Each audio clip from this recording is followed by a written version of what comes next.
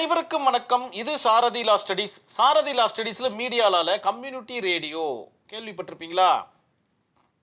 Within the jurisdiction உங்கள் ஏரியாக்குள்ளே மட்டுமே இந்த ரேடியோ உபயோககரமாக இருக்கும், இல்லை கேட்கும். மற்ற ஏரியாவுக்கு போகாது. அந்த ஃப்ரீக்குவன்சி பார்த்தீங்கன்னா இந்த இடத்துல கட் ஆயிடுச்சுன்னா இந்த இடத்துலலாம் கேட்காது. இது ஒரு சின்ன ஒரு மாடல், ஃப்ரீக்குவன்சி மாடல்னு சொல்லுவாங்க. இதற்கும் பார்த்தீங்கன்னா இந்திய அரசாங்கத்திற்கிட்டேருந்து உரிமம் பெற வேண்டும். இதெல்லாம் உங்களுடைய ஆன்சர் ஷீட்டில் இருக்கா மாதிரி பாருங்க. இந்த ஒரு 3 லைனை படிக்கிறோம் பாருங்க. கம்யூனிட்டி ரேடியோ என்பது ஒரு குறிப்பிட்ட சமூகத்திற்கோ அல்லது உள்ளூர் மக்களுக்கோ சேவை செய்யும் வானொலி ஒலிபரப்பு. இது மக்களால் மக்களுக்காக மக்களின் தேவைக்கேற்ப நடத்தப்படும் ஒரு ஊடகம். ஒரு சின்ன ஒரு ஏரியாக்குள்ள நடத்துகின்ற ஒரு கான்செப்ட் இது.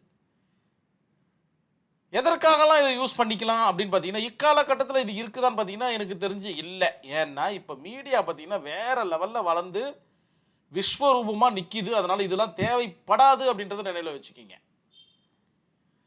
உள்ளூர் அடிப்படையிலான ஒளிபரப்பு, முதல்ல அதை தெரிஞ்சுங்க. கம்யூனிட்டி ரேடியோனா என்ன? உள்ளூர் அடிப்படையிலான ஒரு ஒளிபரப்பு. ஃபார் எக்ஸாம்பிள் சென்னைனா, சென்னையில் பார்த்தீங்கன்னா சிறு சிறு பிரிவுகளாக இருக்கும். சென்னைன்றது பெரிய ஏரியா இல்லைங்களா? சிறு சிறு பிரிவுகளாக இருக்கும். இந்த ஜூரிசெக்ஷனில் ஒரு கம்யூனிட்டி ரேடியோ, இந்த ஜூரிசெக்ஷனில் ஒரு கம்யூனிட்டி ரேடியோ, இந்த ஜூரிசெக்ஷனில் ஒரு கம்யூனிட்டி ரேடியோ. ஸோ இந்த மாதிரி பல கம்யூனிட்டி ரேடியோக்களை அரேஞ்ச் பண்ணுறது தான் இதனுடைய கான்செப்ட். இந்த இடத்துல நடக்கின்ற ஒரு சில பிரச்சனைகளை எடுத்து சொல்கிறது தான் இதனுடைய மிக முக்கியமான பணி.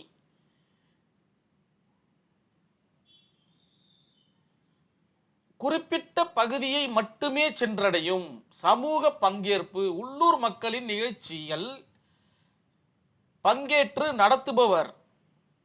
வாணிபம் நோக்கம் அல்லாதது. கல்வி, விழிப்புணர்வு, கலாச்சாரம், தகவல் பரிமாற்றம். குறைந்த செலவில் செயல்படுத்தப்படும் ஒரு சாதனம். இதற்கும் பார்த்தீங்கன்னா அலைக்கற்றை ஒதுக்குவாங்க. அந்த அலைக்கற்றையின் அடிப்படையில் தான் நம்ம டியூன் பண்ணி அதை கேட்க வேண்டிய சூழலில் இருக்கும். இதுதான் பார்த்தீங்கன்னா கம்யூனிட்டி ரேடியோ. இதெல்லாம் பார்த்தீங்கன்னா சிறு சிறு கான்செப்ட் தான் உங்களுடைய கொஸ்டின் பேப்பரில் சிறு வினாக்களில் கேட்குறாங்க. அதனால தான் இதெல்லாம் வந்துச்சுன்னா விடாதீங்க. விட்டுட்டிங்கன்னா உங்களுக்கு மற்ற கொஸ்டின்ஸ் பார்த்தீங்கன்னா கஷ்டமாக தெரிகிற மாதிரி இருக்கும். இதெல்லாம் ரொம்ப எளிமையான ஒரு கான்செப்ட். 2 இயரை மட்டும் ஞாபகம் வச்சுக்க போகிறீங்க. ஒன்று பார்த்தீங்கன்னா 2002 முதலில் நல்லா நோட் பண்ணிக்கிங்க.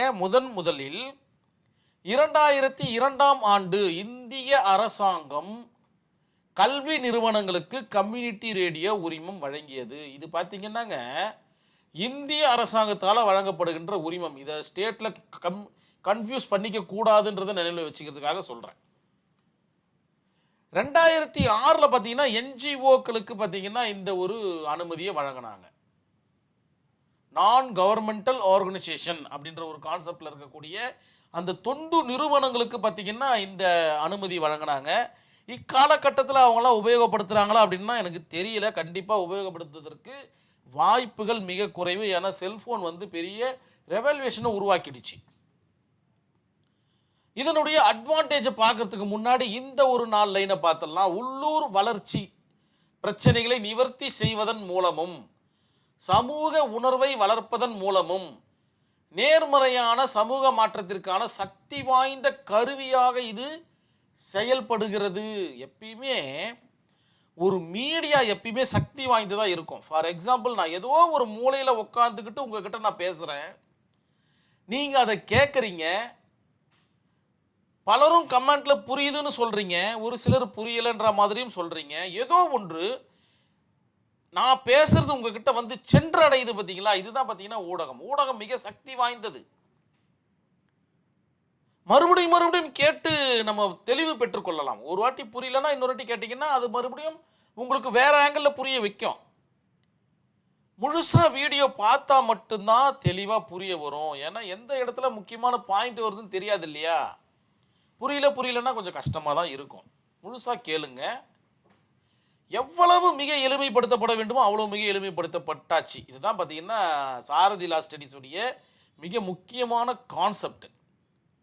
அட்வான்டேஜஸ் பார்த்தீங்கன்னா உள்ளூர் பிரச்சனைகளின் குறித்து விழிப்புணர்வு. அந்தந்த ஜூரிசெக்ஷனில் இருக்கக்கூடிய ப்ராப்ளத்தை பார்த்தீங்கன்னா அதனுக்கு உண்டான விழிப்புணர்வு. இந்த இடத்துல பார்த்தீங்கன்னா திருட்டு அதிகமாக நடக்கணும், அதற்குண்டான விழிப்புணர்வு. திருடர்கள் இங்கு அதிகமாக இருக்கிறார்கள், அவர்களுடைய உடைமையை பார்த்து கொள்ளவும் இந்த மாதிரியான விழிப்புணர்வை இந்த கம்யூனிட்டி ரேடியோவில் சொல்லிக்கிட்டு இருப்பாங்க. இந்த ஜூரிஸ்டிக்ஷனில் பார்த்தீங்கன்னா விவசாயம் பார்த்தீங்கன்னா வாழை மர விவசாயம்னு வச்சுப்போமே, வாழை மரத்தை எப்படி சாகுபடி செய்யலாம், எவ்வளவு எளிமையாக பூச்சிகள் அண்டாமல் பார்த்துக்கலாம். ஸோ இந்த மாதிரியான விவகாரங்களை இந்த கம்யூனிட்டி ரேடியோவில் சொல்லிட்டு இருப்பாங்க. அதை தான் இந்த இடத்துல சொல்கிறாங்க. உள்ளூர் பிரச்சனைகள் குறித்த விழிப்புணர்வு, விவசாயம், சுகாதாரம், கல்வி தொடர்பான அறிவுரைகள் ஆல்ரெடி நம்ம இந்த பேராகிராஃப்லேயே நம்ம பார்த்துட்டோம். உள்ளூர் கலை, கலாச்சாரம், இசை வளர்ச்சி, பெண்கள், இளைஞர்கள், பின்தங்கிய மக்கள் குரல் பெரும் வாய்ப்பு. யாரு வேணாலும் போய் பேசலாம் அந்த கம்யூனிட்டி ரேடியோவில், ஏன்னா அவங்களுடைய ஜூரிஸ்டிக்ஷன் அது.